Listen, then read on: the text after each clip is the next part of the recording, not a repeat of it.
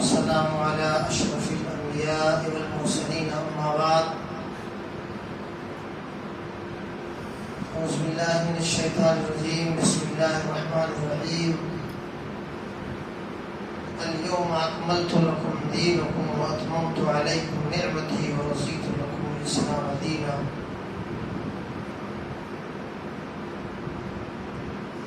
محترم سامعین کرام، خواتین اسلام، ملی اور دینی بھائیوں، جس دین کے ہم علمبردار ہیں، جس مذہب کے ہم ماننے والے ہیں، وہ مذہب ہے مذہب اسلام. وہ دین ہے دین اسلام. دین اسلام سے کمپلیٹ دین کوئی ہو ہی نہیں سکتا. یہ دین جسے دین اسلام کے نام سے قرآن نے یاد کیا ہے یا آپ کو باور کرایا ہے اور آپ کو، وہ دین اسلام ہے. اور دین اسلام اپنی تمام تر تابانیوں کے ساتھ آیا ہے، روشن ہے، منور ہے. مختلف مسائل، بے شمار فضائل، مختلف چیزوں سے متعلق جس چیز کی ضرورت تھی، رسول کریم جناب محمد رسول اللہ صلی اللہ علیہ وسلم نے اس کی وضاحت فرما دی. جگہ قرآن میں آیا کہ دین اسلام کے علاوہ کوئی اور دوسرے دین کی طرفداری کر رہا ہو یا کسی اور دوسرے دین کی جانبداری میں کوئی لگا ہو تو وہ یہ جان لے کہ گھاٹے میں ہے، خسارے میں ہے. بلکہ یہ کہا گیا کہ وہ دوسرے قوموں کی نقالی میں لگا ہوا ہے. وَمَن يَبْتَغِ غَيْرَ الْإِسْلَامِ دِينًا فَلَن يُقْبَلَ مِنْهُ وَهُوَ فِي الْآخِرَةِ مِنَ الْخَاسِرِينَ. دنیا میں بھی نقصان دہ ہے اس کے لیے دوسرا دین، اور آخرت میں بھی ہے نقصان دہ اس کے لیے دوسرے دین پر عمل کرنا. حضرات، معلوم یہ ہوا کہ جو مذہب، جو دین، جو دھرم ہمیں ملا ہوا ہے، الحمدللہ بے شمار بار الحمدللہ، وہ سب کے لیے یکساں طور پر، خاص طور سے مسلمانوں کے لیے، مردوں کے لیے، عورتوں کے لیے، بچے بوڑھے جوانوں کے لیے، یہ جو بھی اسے اپنائے اس کے لیے باعث فخر ہے، باعث فوز و فلاح ہے، فائز المرامی کی راہ ہموار کرتا ہے، کامیابی کی راہ پر گامزن کرتا ہے. یہ مذہب اسلام ہے.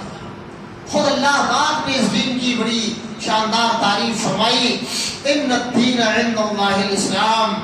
اللہ کے نزدیک منتخب دین، پسندیدہ دین جو سب سے اچھا ہے وہ دین اسلام ہے.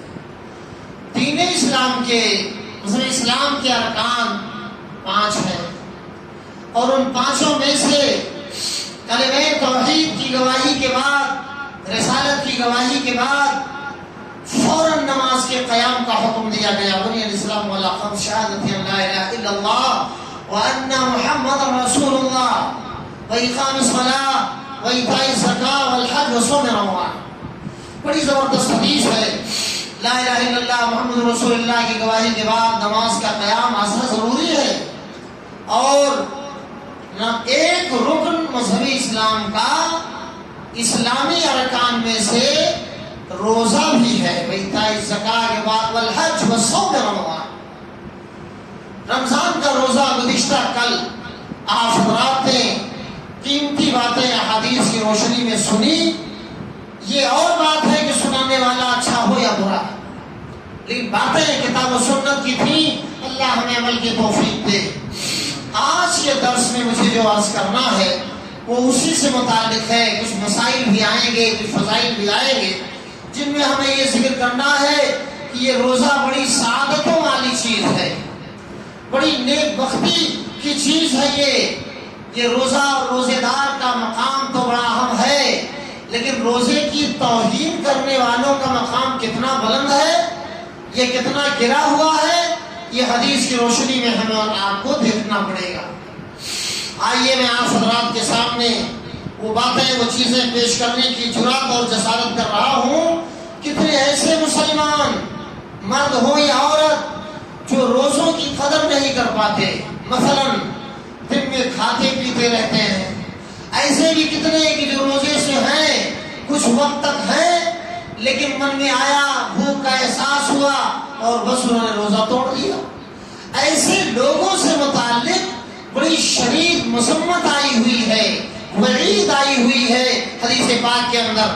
آپ غور کریں، یہ حضرت ابو امامہ الباہلی رضی اللہ تعالیٰ عنہ کی روایت ہے جو میں آپ کے سامنے پیش کرنے جا رہا ہوں۔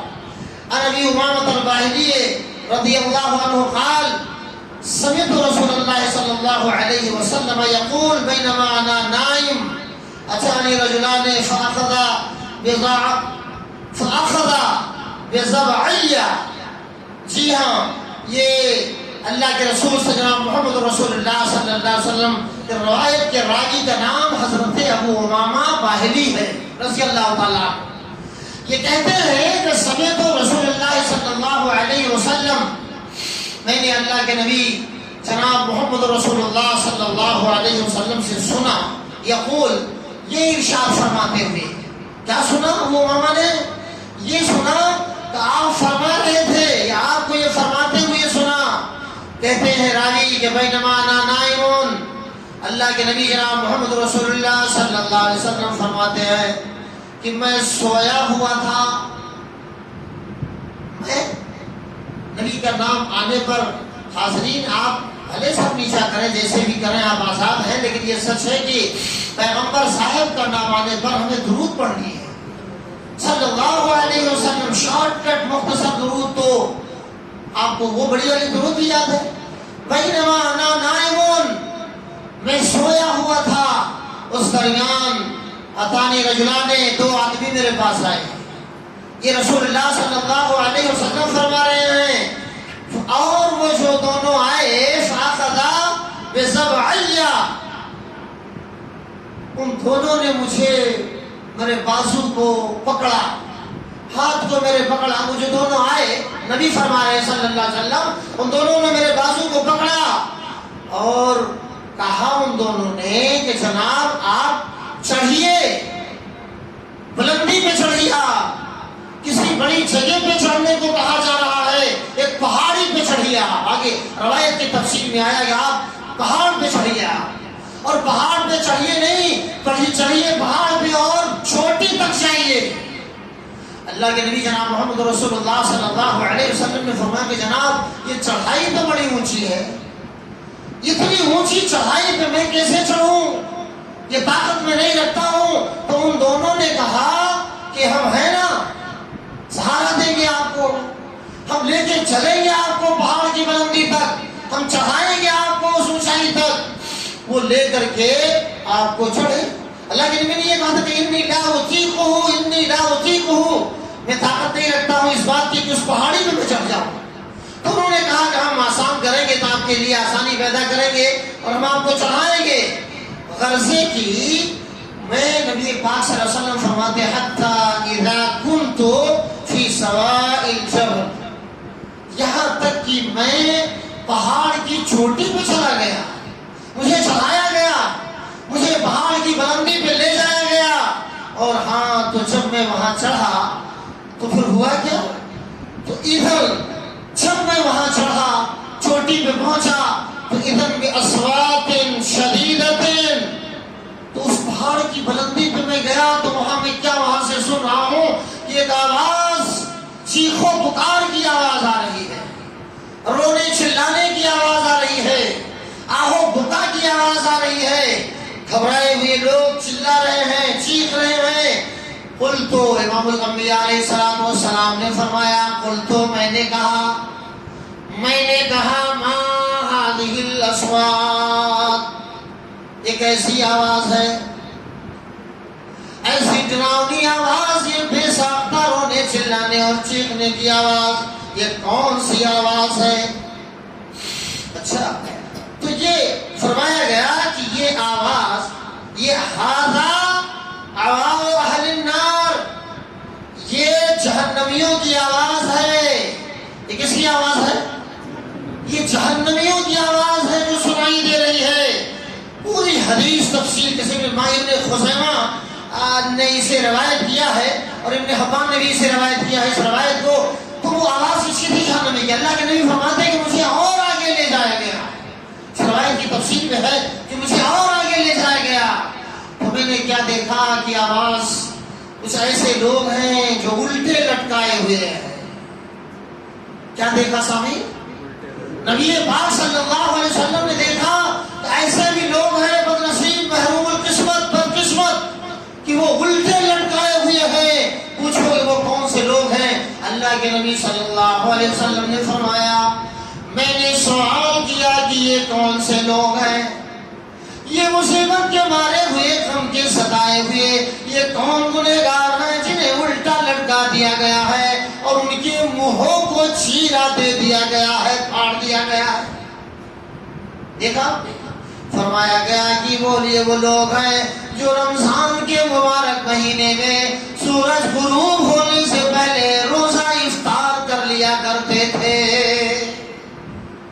حضرات تو بتاؤ آپ کو کیا اندازہ ہوا یا کیا سمجھ میں آیا اس سے؟ جب رمضان کا روزہ سورج غروب ہونے سے پہلے افطار کرنے والوں کی ان روزہ خوروں کی یہ سزا ہے کہ ان کے منہ کو چیرا پھاڑا جا رہا ہے اور وہ جی ہاں الٹے لٹکائے ہوئے ہیں. جب ان کی یہ خطرناک سزا ہے تو ذرا بتاؤ میرے سامعین حضرات ان کی کیا سزا ہوگی جو سرے سے روزے سے ہی نہیں رہتے ہیں؟ اندازہ لگائیے. آپ غور کیجئے وہ روزہ جو فرض ہے، وہ روزہ جس کا مرتبہ مقام اتنا بلند ہے، وہ روزہ جس روزے کے مہینے میں جنت اس سے پہلے ہی سنوار دی جاتی ہے، دروازے کھول دیے جاتے ہیں، جہنم کے سارے دروازے بند کر دیے جاتے ہیں، شیاطین جکڑ دیے جاتے ہیں. اب ذرا بتاؤ تو صحیح کہ ان ظالموں کا کیا حال ہوگا جو روزے سے رہتے ہی نہیں. یہ تو ان کا ہے جو روز دن میں کھاتے پیتے یا وقت سے پہلے افطار کر لیا کرتے ہیں. حضرات ہمیں بچنے کی ضرورت ہے اور غور کرنا چاہیے. بڑی ایمانداری کے ساتھ ہمیں روزوں کا احترام اور اہتمام کرنا چاہیے. اللہ تعالی ہمیں اس کی توفیق عطا فرمائے. تو حضرت یہ روایت تھی جو میں نے آپ حضرات کے سامنے پیش کیا. اور آپ دیکھیے اور غور کیجیے رمضان کے مہینے میں ہم یہ جانتے ہیں کہ جناب بہت احتیاط کرو. کتنے ایسے سنجیدہ مزاج صوفی ذہنیت رکھنے والے تو یہ کہہ دیتے ہیں تیل لگانا درست نہیں ہے، خوشبودار تیل لگانا. ایسے بھی جاہل گوار ہیں معاشرے سماج میں. لیکن بھلا بتائیے کیا تیل کوئی بھی ہو، خوشبودار تیل ہو یا غیر خوشبودار تیل ہو، اس کے لگانے سے روزہ اتنا کمزور ہے کہ وہ ٹوٹ جائے گا؟ نہیں حضرات اس سلسلے کی بھی روایات ہیں. بہرحال تیل لگانے سے، سرما لگانے سے روزہ ٹوٹ جائے گا. کیا ہم و گمان ہیں، خیالات ہیں برے لوگوں کے. تو اس سے ہمیں بہرحال نہ ہمارا روزہ ٹوٹتا ہے اور نہ ہی غیر ارادی طور پر کبھی طے ہو جاتی ہے. ادھر ارادہ نہیں، جان بوجھ کر طے کرنے سے تو روزہ ٹوٹ جائے گا بلا شبہ. لیکن غیر ارادی طور پر آپ ہیں، دن کا عالم ہے، میدا آپ کا خالی ہے، کہیں طے ہو گئی آپ کو. اب آپ یہ سوچیں کہ جناب یہ ازخود ہوئی ہے تو ہمارا روزہ ٹوٹ گیا، بس جلدی سے موقع آپ کو ملا، کچن میں پہنچ گئے اور دھڑ پڑ کرنے لگے اور کرچھو پلیٹ سے اٹھانے لگے، کیا بچا تھا لاؤ کھائیں، موقع اچھا مل گیا. نہیں حضرات، روزہ نہیں ٹوٹا آپ کا. اگر آپ نے جان بوجھ کر طے نہیں کیا ہے، غیر ارادی طور پر طے ہو گیا ہے تو روزہ نہیں ٹوٹ سکتا. اور یہی نہیں، دھوپ تیز ہے، گرمی کا موسم ہے، بہت سخت موسم ہے، ایسے میں بہت سے لوگ ایسا کرتے ہیں کہ کپڑا وغیرہ بھگو کر کے اور وہ سر پہ رکھ لیتے ہیں، پوچھتے ہیں چہرے کو، سر کو وغیرہ وغیرہ. تو یہ سب کیا جا سکتا ہے، اس سے روزے پہ کوئی فرق پڑنے والا نہیں. روزہ کوئی ایسا نازک ترین رکن نہیں ہے کہ وہ یوں ہی ٹوٹتا جائے جیسے آپ سوچتے ہیں. تو ہمیں یہ قرضے کی ایسی بھی سوچ جس کسی کی ہو کہ بیوی سے جمع کرنا، ہم بستری کرنا مثلا اسلام نے روزے کے مہینے میں منع کر دیا ہے، تو وہ لوگ بھی اپنے اذہان و قلوب کو وا کر لیں، کھول لیں اور سن لیں اس بات کو کہ نبی کریم صلی اللہ علیہ وسلم کے فرمان کے مطابق رمضان کے مہینے میں دن میں ہم بستری کرنا بیوی سے ناجائز ہے، لیکن سورج غروب ہونے کے بعد افطار کر لیا آپ نے، اب روزے کا وقت نہیں رہ گیا، اب رات میں آپ فرصت میں ہیں، جی ہاں نماز پڑھی آپ نے، تراویح پڑھی آپ نے، عشاء پڑھی آپ نے، ذکر و اذکار کیا آپ نے، آپ بیوی سے فائدہ اٹھا سکتے ہیں، آپ بیوی سے ہم بستری کر سکتے ہیں۔ طلوع فجر سے پہلے تک کے لیے یہ آرڈر، یہ اجازت دی گئی ہے، یہ کس نے کہہ دیا آپ سے کہ جناب بیوی سے جمع نہ دن میں نہ رات میں کر سکتے ہیں؟ لیکن دیکھیے آپ نبی کریم جناب محمد رسول اللہ صلی اللہ علیہ وسلم کا فرمان اپنی جگہ مسلم ہے۔ قرآن مجید کی آیت کریمہ سورۃ البقرہ کی اس بات کا شاہد ہے، وَأُحِلَّ لَكُمْ لَيْلَةَ الصِّيَامِ الرَّفَثُ إِلَىٰ نِسَائِكُمْ هُنَّ لِبَاسٌ لَكُمْ وَأَنتُمْ لِبَاسٌ لَهُنَّ۔ عورتیں تمہاری کھیتیاں ہیں، عورتیں تمہاری کھیتیاں ہیں۔ رمضان کے مہینے میں دن میں بیویوں سے ہم بستری نہیں کرو، لیکن رات کے تنہائی میں بیوی سے ہم بستری کرنا کوئی ناجائز عمل نہیں ہے، آپ کرو۔ وہ تمہاری کھیتیاں ہن لباس لکم، وہ تمہارا لباس ہے اور تم ان کے لباس ہو، تم ان سے فائدہ اٹھاؤ۔ تو حضرات میرا وقت تو بالکل ختم ہو گیا، 1 منٹ بچا ہے۔ عرض کرنے کا یہ مطلب ہے کہ بیوی سے رات کے وقت ہم بستری کرنا جائز ہے، درست ہے۔ اور بہت ساری روایات ہیں جو میں لے کے آپ حضرات کے سامنے آیا تھا۔ اللہ کے نبی جناب محمد رسول اللہ صلی اللہ علیہ وسلم، حضرت کعب بن عجرہ رضی اللہ تعالیٰ عنہ کی روایت ہے، حاکم نے غالباً اسے روایت کیا ہے، اور وہ کہتے ہیں کہ نبی کائنات جناب محمد رسول اللہ صلی اللہ علیہ وسلم نے ارشاد فرمایا کہ ممبر لایا جائے، چنانچہ ممبر لایا گیا۔ صحابہ کہتے ہیں کہ ہم نے ممبر حاصل کیا، آپ علیہ السلام نے پہلے سینے پہ ممبر کے قدم رکھا تو فرمایا آمین، دوسرے سینے میں آپ نے قدم رکھا فرمایا آمین، اور تیسرے سینے میں بھی آپ نے۔ اور ایک روایت میں ہے کہ اللہ کے نبی صلی اللہ علیہ وسلم ممبر میں تشریف لے گئے، تینوں سینے پہ آپ آمین کہتے گئے، آمین آمین آمین۔ صحابہ چونک پڑے، نماز ختم ہو جانے کے بعد، خطبہ ختم ہو جانے کے بعد سوال کیا اللہ کے رسول صلی اللہ علیہ وسلم، یہ آپ نے خلاف معمول آج آمین کہا؟ اب میں نے پہلے ممبر میں قدم رکھا، جبریل آئے تو انہوں نے بتایا کہ جس نے ماں باپ کو بڑھاپے میں پایا اور خدمت کر کے جنت حاصل نہ کر لی، اس سے بڑا نصیب کوئی شخص نہیں ہے، تو میں نے کہا آمین۔ اور میں نے دوسرے میں قدم رکھا، دوسرے میں قدم رکھا، نبی کریم صلی اللہ علیہ وسلم کا نام آنے میں جو درود نہ پڑے اس سے بڑا نصیب کوئی نہیں، تو میں نے کہا آمین۔ تیسرے ترتیب میں میں نہیں کہہ رہا کہ پہلے نمبر پہ یہ ہے، دو ہے، ترتیب مجھے یاد نہیں ہے، یاد رکھیے، لیکن تینوں باتیں آپ نے فرمائی۔ اور سب سے بڑی بات، ساری باتیں بڑی مگر ان بڑی باتوں میں جو محل استشہاد ہے، میں لے کر خطبے کا تقریر کا، اللہ کے نبی نے فرمایا جس نے رمضان کا مبارک مہینہ پایا اور رمضان کا مہینہ پا کے بخشش نہ کروا لی، توبہ استغفار نہ کیا، ذکر و اذکار کر کے اپنے اللہ کو خوش نہ کیا، اس سے بڑا محروم القسمت و بد نصیب کوئی نہیں ہے، تو میں نے کہا آمین۔